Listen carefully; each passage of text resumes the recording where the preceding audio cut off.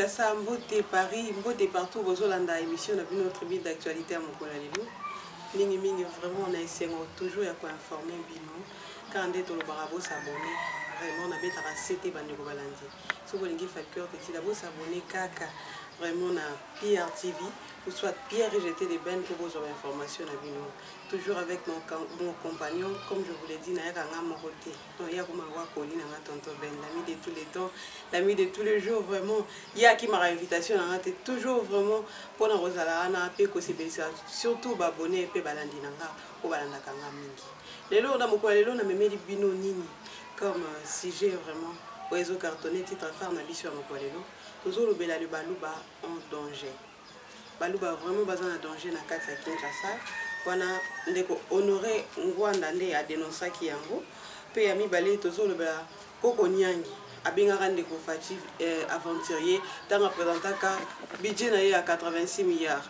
Le même budget a été représenté par Emmanuel Chadari qui est le candidat commun de la FCC et n'est-ce pas vraiment une mythe et ça farouche vraiment. Togolandara na tonton Ben il va expliquer. Tonton Ben. Bonjour Tonton Ben. Bonjour Ndeko Tetila. En tout cas, santé au rythme du pays.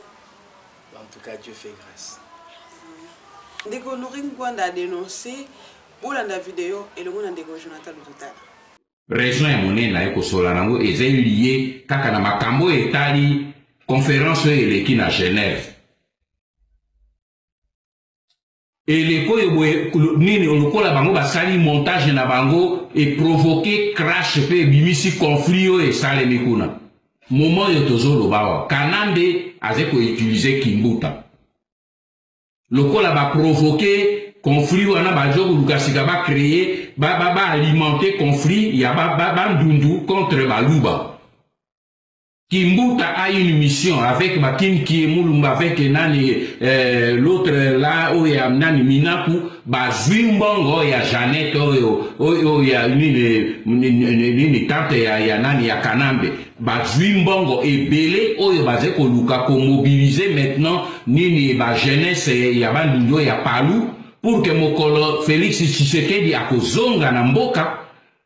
Et les na occasion ba koyamba na ye ba créer ba trouble pe ba luka ko atteindre sécurité na ye et créer tension pe ba ndundu ba créer ba déclencher mouvement ya ko benga na Baluba na Kinshasa bande ko na ngai oyo na ze ko lobango ezai sérieux ezali très sérieux pour tozer na batu na kati oyo ba ze ko landa ba nini complot wana. Tokwe na kati ya motambo oyo ke batu ba memela biso conflit tribal oyo bazo luka eze ba Rwandais batu bazo alimenter biloko nyonso pour que maintenant comme que batu ya bandundu basangai na batu ya ba Congo pona ko benga na Baluba na Kinshasa bazo nini pe créer trouble tata ya uti États-Unis bo ki ya yewana thèse na ezali que il faut balkaniser le Congo parce que le Congo est plongé dans les conflits tribaux. Ba Rwandais bazo luka ko pesa ye ba occasion pour approuver les États-Unis que Awana Congo ça ne va plus tout passer directement dans la phase à morcelle.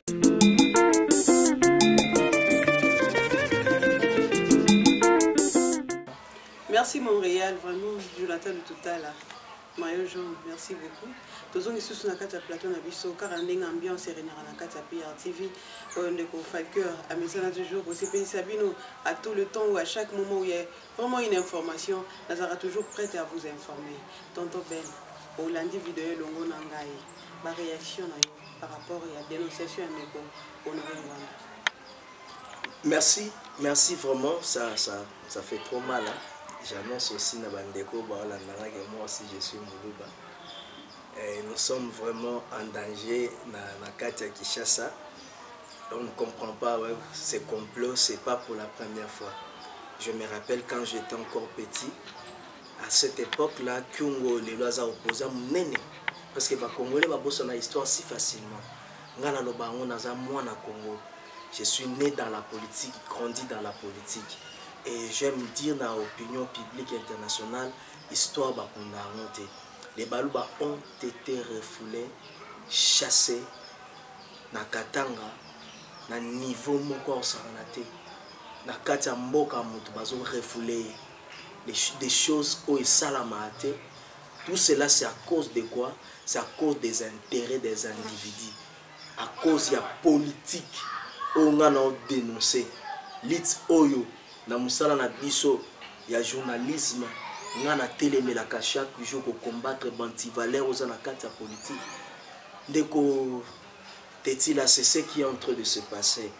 Bon, ezanga été, to landinga na vidéo, au moni commande ko honoré azolobake, ba financer bandeko songolo pakala, ba financer arriver à Fachi et bambama mabanga na niveau ya kuna nyonso afin que litmoya okoma chasse au baluba.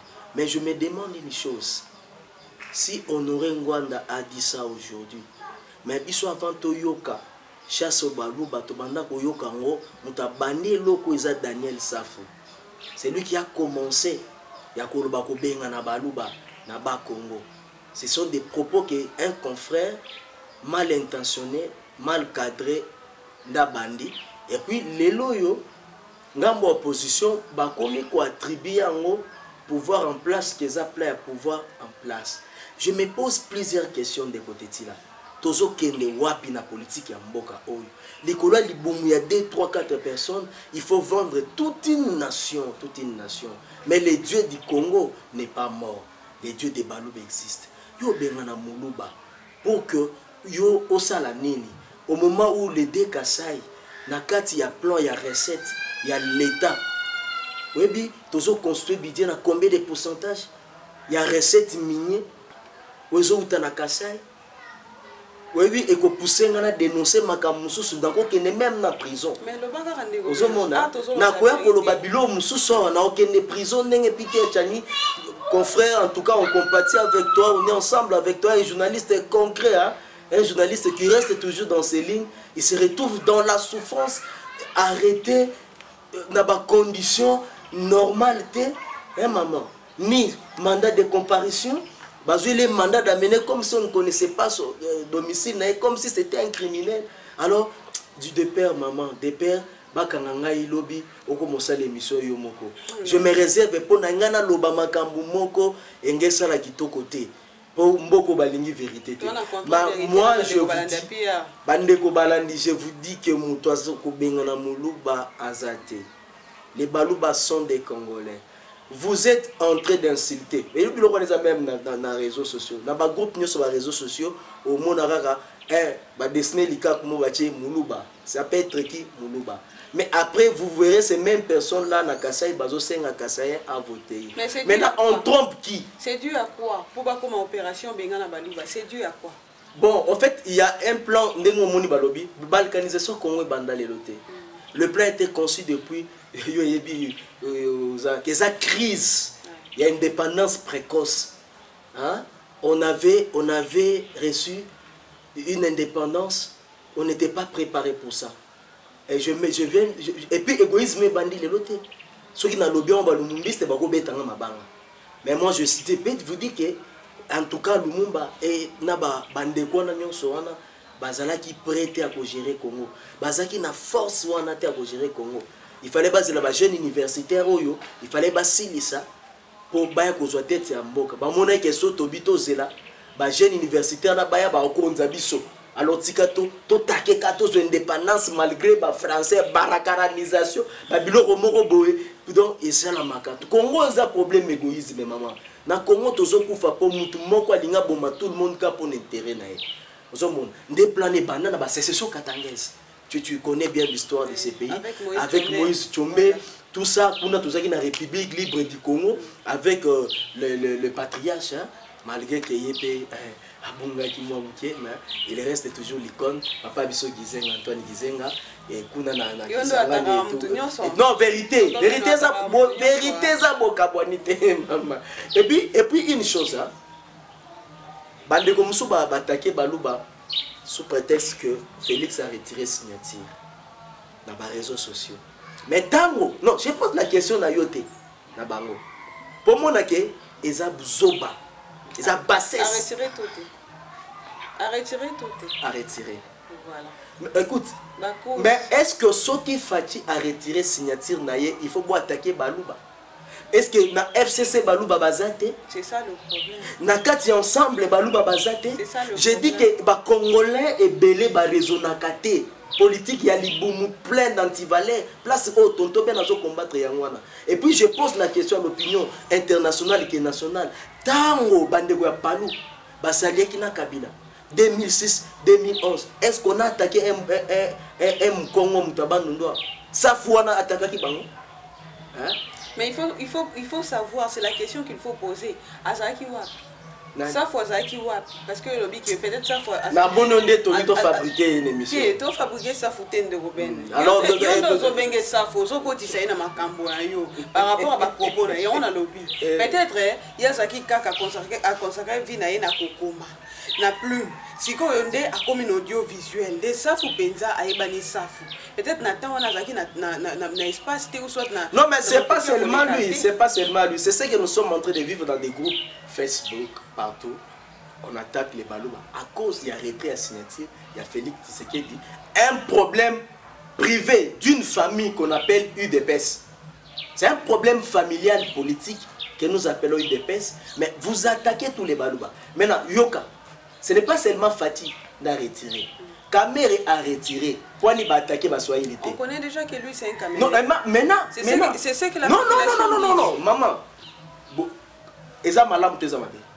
Au caméra sale. C'est long bateau bazo fina. Papa Ben. Non, c'est long ba propos ya bateau ba fina. C'est long ba propos ya bateau. Makambo Fatih salina caméra eza malam te zamade. C'est long bateau wana. C'est long bateau wana ba ngomi bali ba sali mabe. Bon, merci. So pour nani batake ka baluba ba soyeli batake ba ngote. Attaque aussi. Na la réseaux sociaux babi na balobi na batake même moi aussi il y a président et il y a UNC de Vital Kamere ba attaquer babi c'est que yo lobby peut autour qui base no UNC pour retirer. Non, moi c'est na congolais ça. Ba lobby que ba attaquer ba lobby ti wa pipe amida autour na base na yazo ngela jibe mpiana. Ezaki pour là ce sont des polémiques qui n'a pas de sens et d'assises. Les problèmes que moi j'ai, c'est que pour nanini bakene ko attaquer bato STT. Pour nanini bobenga na bandande te baswahili te bato Kindu Manyema na kati ya ville Kinshasa parce que baza bandeko ya nani ya Kamere pour Kamere a retiré signature. Maintenant il faut s'attaquer seulement au pouvoir. Oui que baswahili bana pouvoir. Baswahili olobi bien bana pouvoir. Ils font bien ou bien ils font du mal. Selon opinion ya bandeko batelemi. C'est à l'opinion des juges. Non, toujours ça lecture à jugement pour eux, ils ont malam pesa mabe. Alors pourquoi on n'insulte même pas les Baswahili? Mais il faut seulement attaquer les Balouba. Maintenant, si les Balouba aussi s'est révolté pour dire allons-y au Kassai, prenons tous les deux Kassai, faisons de cela une république. Hein? N'a perdre. Qui perd? Non, je pose la question. N'a pas perdre. Mais vous êtes là pour Oyoka, on a posé aux questions et on doit répondre. C'est comme si on a déjà attaqué. Il pas y avoir pensa, bilinga bilinga quand on a quatre plateaux on est balandi. Tonton Ben est trop agressif par ses paroles. Comprenez son émotion. Comprenez son émotion. Ngapi na ngina todo so mutuna parce que tozo kima sima ya tango pensa. Merci. Nato aussi, je m'applique. Na ngina lo baboué vraiment parce que ngade mna ya bio ndeko Ben na chepela kana propos nde na linga ra pensa mingi. Oya no la kabande kwa PRTV ba abonné sur Nalina lo baboyi ba makambo nyonso dénonciation o ya ndeko ngwande honoré ngwanda plutôt eza ozomona te que Congo ezokende na balkanisation. C'est ça, je dis dans le bas que cela a commencé na sisa kindete toke contre l'extrapolation des bomisa kingamuke vraiment je merci nengozo ces questions là-bas que cela a commencé depuis après l'indépendance plan wanezala qui déjà et puis c'est mettre qui en pratique. Mais vu la force il y a Mobutu c'est ce que beaucoup moins doit zabanga payer son âme les salaki et le connaître et salamate mais plan na-t-il le monde la zalaka na si on a appelé ça exemple à bandeko ba Daniel Saf c'est à que comment est-ce que biso toko ça les logos zo s'appelle ça mundele parce que mundele za posa Congo na biso kabwana a diviser Congo en 4 parties et ça plaît ba Wandé que Congo na biso kabwana. Maintenant quand nous-mêmes nous ne sommes pas unis Moutetela et plutôt Moutabandundu a attaqué Moulouba. Moulouba a attaqué Moukongo. N'est-ce pas qu'on va faire réussir les Mindele? Les Mindele vont réussir. On a place on a télé maintenant. On est honoré à Zamouté Quater. Mais quand même à dénoncer parce que c'est un vrai Congolais. Azana race il y a Boké tu premier té. Na bande quoi na musu. Olivier Boké tu vois. Non, je dis seulement la vérité. En tout cas mbeli na ngete zo beta mutu nyonso oyo azana banti valeur. Vous comprenez maman na ngai. Ana ba race bato baza sans conscience té. Donc une science sans conscience. Non non, ce n'est pas ça. Otozo mona na bande ko na biso oyo lelo boy, non, ce n'est pas ça. Mon problème c'est quoi? On doit rester unis au Congo. Muluba c'est un Congolais. Moutabandonou c'est un Congolais. Moussoaïli c'est un Congolais. Mon Congo, il n'y a personne qui est plus Congolais que l'autre. D'ailleurs, Muluba au centre du Congo, à la frontière, mon s'associe à par rapport à Bikolo Moussou, moi, mon influence à Rwanda des Ali, au Congo, Moutokomi, Karabe, Kerabra, mais à Ebiso qui est à Mouta Est. Parce que l'influence, il y a paiement. Au moins, Moutoune, on attaque qui va dérouler Zombo, va finir, c'est terrible. Mais parce que, au coup de Bangon, on a boyé confusion. Ok, net, kuno kuti bayombe, ok, na Kabinda, Nangola, bayombe, puis même Kiyombe. Mais Muluba, Azabongote, Muluba au centre du Congo. C'est un vrai Congolais. Comme Moutabanoulou, comme moi, mon problème, message Nangezani. Peuple congolais, l'air est grave. Bino Bozo Landaga partout. Mettons un peu du vent, un peu de l'eau plutôt dans notre vent. L'air est grave. Toti kaba guerre tribale. Moulou baza congolais, Moutabanoulou baza congolais. Tosanga na biso nyonso. Tozala mutu moko po mundele na wande ba balkaniser Congo te. Mais ce qui politique comme moya, les gars ont intérêt à 2, 3, 4 personnes pour te batindele mbongo na poto. Attaquer Kolomo Kingani, Toté le Melaï. Moi, je suis contre le tribalisme. Même dans les réseaux sociaux, j'ai toujours publié en disant que celui qui nous amène à faire des débats idéologiques est un vrai intellectuel. Mais celui qui nous amène à faire des débats tribaux, c'est un idiot. Et ça va propos dans le trop. Tout le monde a une guerre tribale, politique et ça tribité. Politique et intelligence, il y a moutou. Politique, c'est l'art de gouverner, c'est la gestion de la chose publique. To mettre en autre extraire intelligence politique et non bagarre tribale. Pourquoi c'est la mouvement Kambou, comme monter mouvement, caméra ça là, il faut monter Moïse Katumbi, pas problème, coloquer la même, pas problème, coloquer la. Non, non, bilo on a nyonso. Bon, moi l'émission, il y a les cas. J'ai apprécié façon, il y a maximisation à recette. Oui, que ça, la mapo na budget à 80 milliards, il y a des conabiso chater. Parce que nous avons trouvé qu'il y a possible pour na yebi mon n'engazali. Pour les attaques que tout le monde gouvernement en place, tout le monde na monté. Non, tous à la bas congolais concret. Tout le monde a sentiment pour aller à ni mon gouvernement, ni mon opposition, na liam bon mouté. Je dis que la vérité, je suis au milieu. Vraiment, tonton Ben, à cause de penser mon pays, mingi est pénal dans la loi du cas la moto. Ceux qui tension matière, c'est un rarabima, abana obimisa, ou ils ont un kata motema. Comme la Bible nous dit, c'est par l'abondance du cœur que la bouche parle. Tonton Ben a opé maman mon qui est penza. Voilà. Nazo benga toujours ba téléspectateurs na biso ba continuer ko s'abonner. Ceux qui bossent là qui na émission ou te ko les cartes ou isolé. Ceux qui vont s'épéler qui l'émission lelo vraiment tout besoin s'épéler nango besoin continuer na banda kuna bino bipai wa besoin ya marana ba bureau na bino ba téléphone na bino na ba téléchargement na bino. En tout cas merci beaucoup na mon coordonnateur et vous contactez ngana plus 243 81 49 59 174 plus 243 81 49 59 174. Là vous me verrez sur WhatsApp et sur Facebook. Écrivez na page nanga Falcœur Tétila. Là, vous me verrez. Falcœur Tétila. Vous me trouverez. Bah, suggestion nabino, bah, remarque nabino, puis bah, conseil nabino, que ça l'a pensa malam. Sans plus tarder, vraiment, nous tendons vers la fin de notre émission. On a un jour pour annoncer notre deuxième sujet qui fera aussi l'objet de notre débat. Et Natonto Ben, toujours, il est là.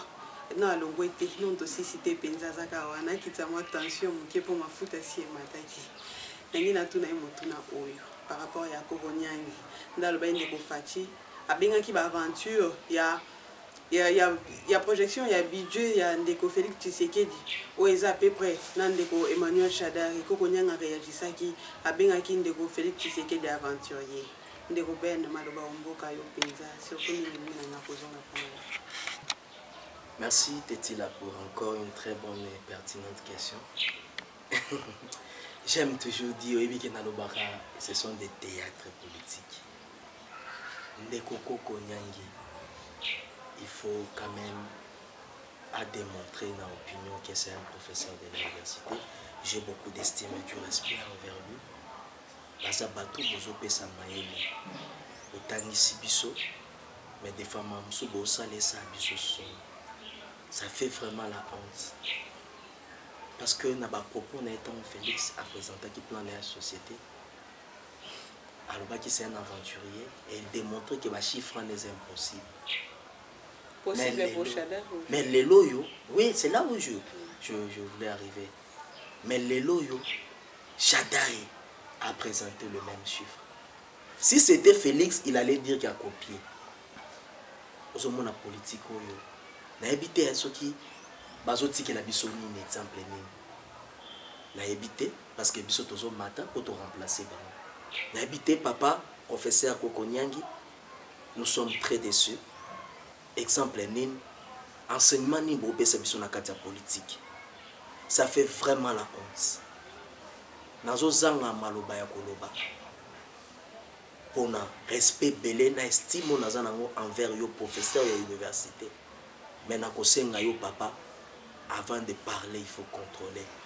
Parce que makambo toloba kezonge la kabiso. Ezonge la kabiso. Même makambo ngana loba lelo na ba tribune d'actualité. Lobé kozonge nanga ce qui n'a changé position. En tout cas tout se contrôle.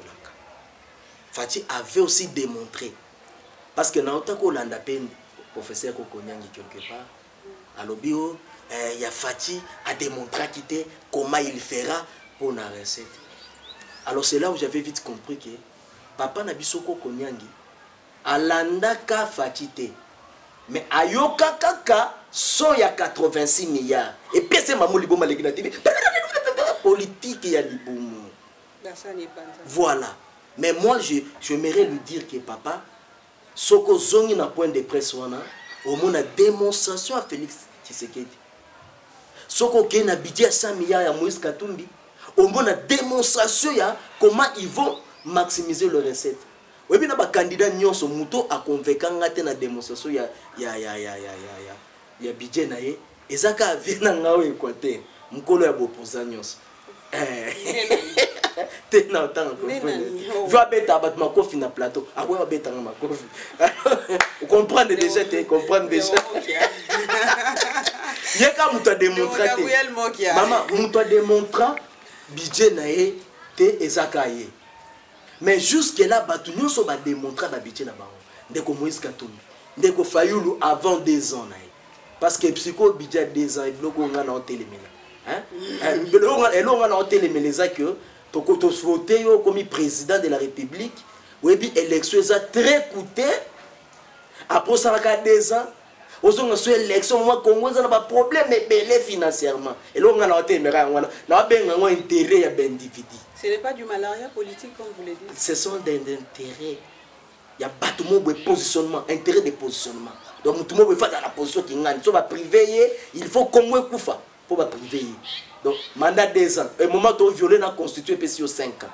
Il y a un de vous failli la chance. En tout cas, sans polémique. Aza chance maman, je te dis, ce qui chadarité, Félix Tobato Moussous. Merci, merci. En tout cas, nous avons pensé à Malouba. Souvent, c'est notre invité d'honneur. Yende Benza à répondre à l'invitation d'Abisso. Merci Maman Jackie Elungu, merci Papa Eli Elungu, le prophète, merci Jonathan Elungu, pour la Mkola Lelo, tout ce qui s'est mission d'Abisso.